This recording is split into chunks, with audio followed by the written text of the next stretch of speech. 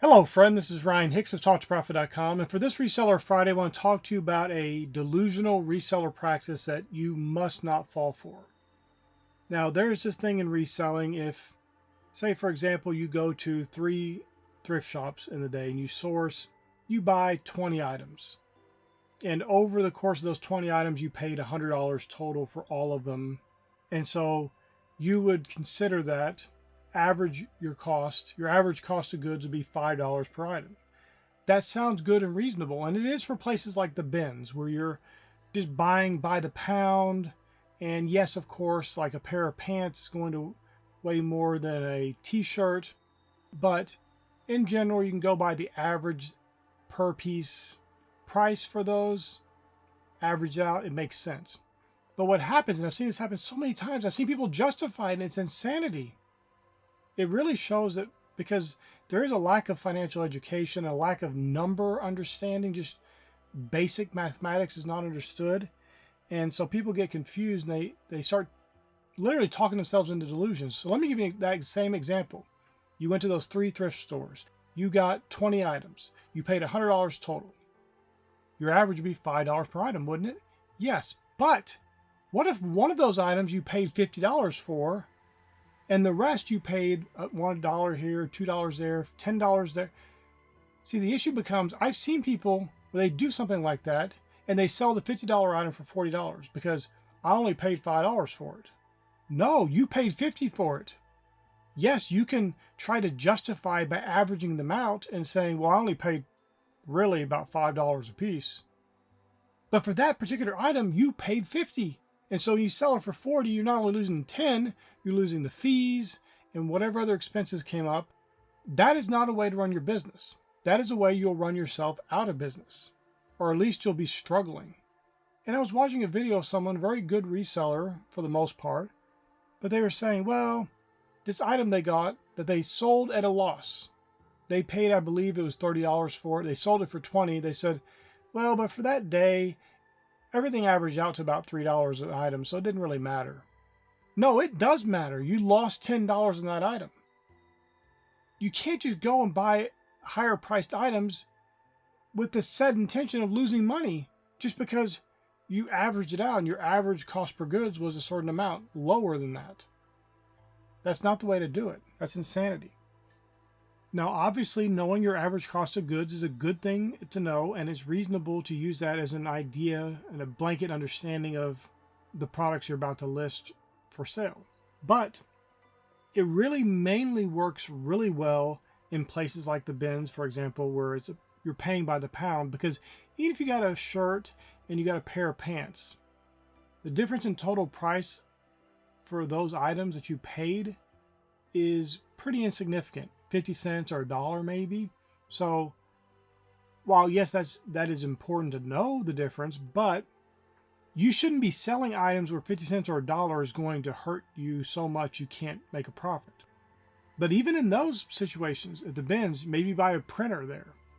That printer weighs 10 pounds. Well, you have to factor that in. That's a $20 or $30 or $40 purchase, depending how much it is per pound there, unless they have some special pricing for electronics or something.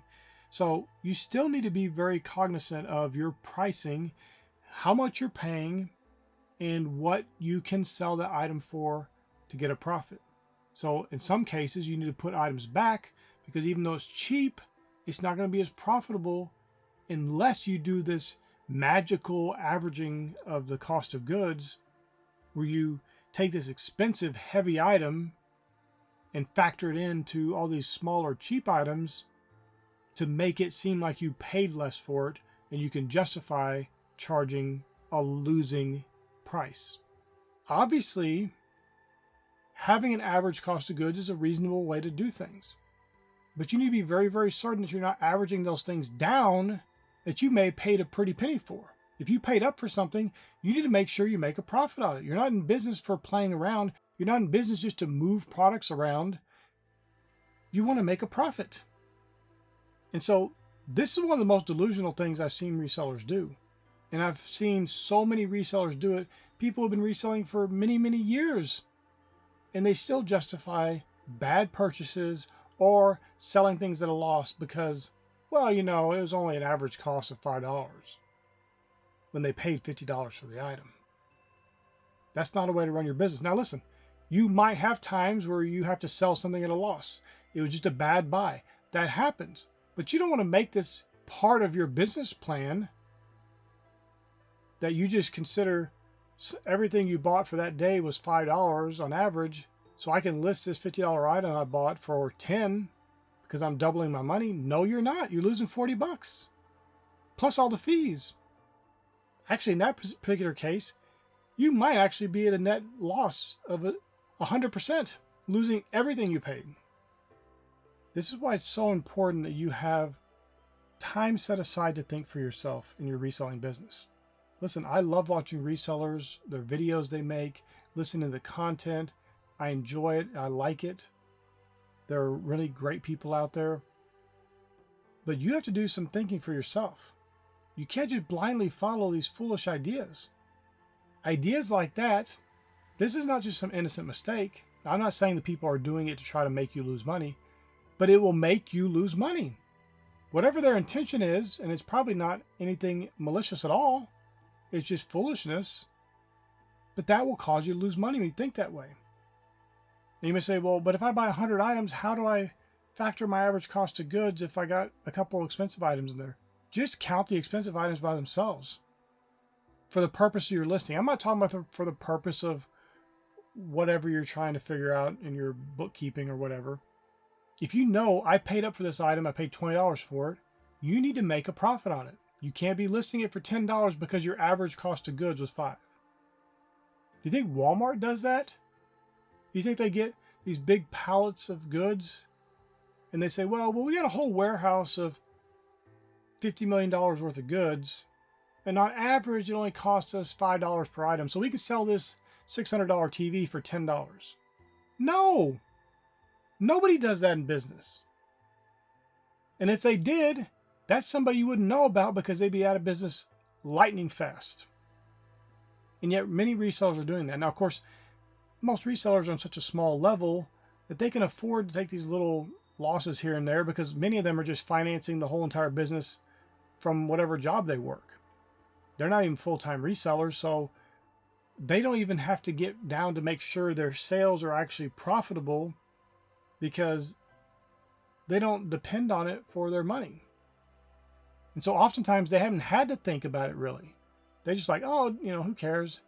They're just taking $200 or $300, $400 or something from their actual work income and investing it in their reselling business and taking a loss here and a loss there and a loss there. And it seems all right because everything's kind of going all right. But those people will never get to being in the full-time position they want to be in because they're not taking their business seriously. They're treating it like a hobby. That's what you do with a hobby. You wouldn't care. You'd be like, oh, I only paid an average of $5 for this item. You wouldn't, because you're not trying to make a profit. But you're running a real business. You have to get out of that hobby mentality. You got to get out of that job mentality. This is a business, not a job, definitely not a hobby. You got to run it like a real business. And you got to know your numbers, meaning be on top of how your pricing structure is set up. Be on top of what you're actually paying for items. Be on top of the items you're buying in the first place. So you're not buying boatloads of inventory and just storing it somewhere in the proverbial death pile. In the end, you got to do what works for your business and what's going to make you the most profit. You consider your customer, you want to provide them the best items at the best prices, but also you want to make a profit as well. And that can all be done where everybody's happy. The people are getting the item they want at the price that is affordable. You're making a profit, and you're not doing foolish things like losing money on items because you've rounded down some expensive purchase because you bought a bunch of other small items that day as well. So my friend, I pray this is a blessing for you. Don't follow this delusion that many resellers follow. Yes, you can find average cost for your items, but make sure you're doing it wisely. Make sure you're not factoring in those expensive purchases in the middle of a bunch of smaller purchases because it could cost you money. I pray this is a blessing for you.